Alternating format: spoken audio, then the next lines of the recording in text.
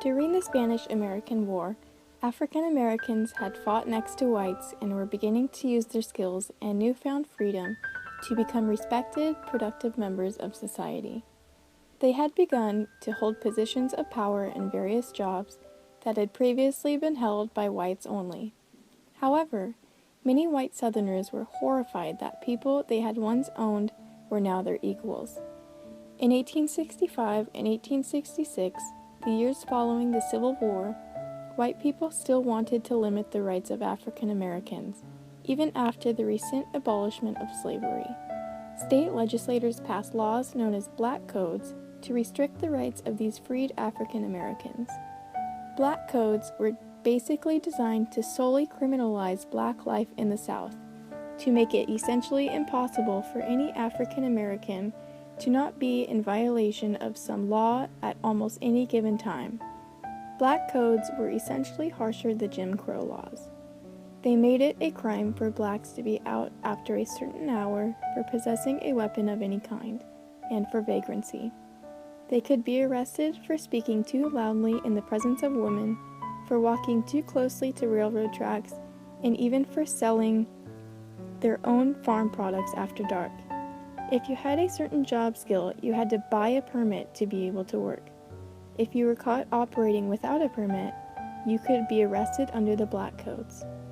Black Codes continued to deny African Americans the right to testify against whites, to vote, to join militia, and even to leave the premises without the approval from whites.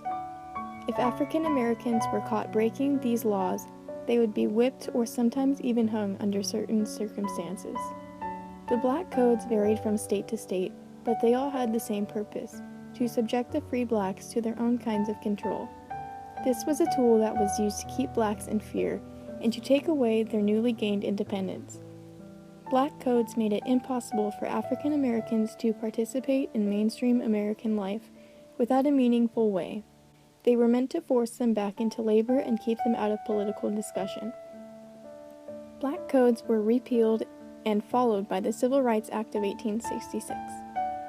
It stated that discrimination of any person based on their race, color, or national origin is hereby illegal and punishable by a minimum of 2 years in prison. In 1868, the 14th Amendment was added to the Constitution, granting all American citizens equal protection and due process of law.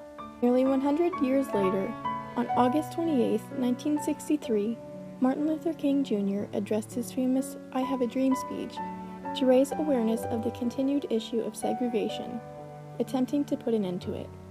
Although many more measures have been taken since the 19th and 20th centuries, racism and segregation are still a problem that we face today.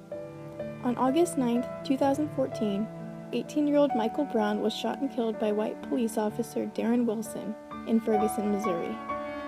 This ignited rage across the nation because many people believed that law enforcement assumed he was a threat without evidence. Stereotypes and segregation against black people still continue even after this horrific event in history.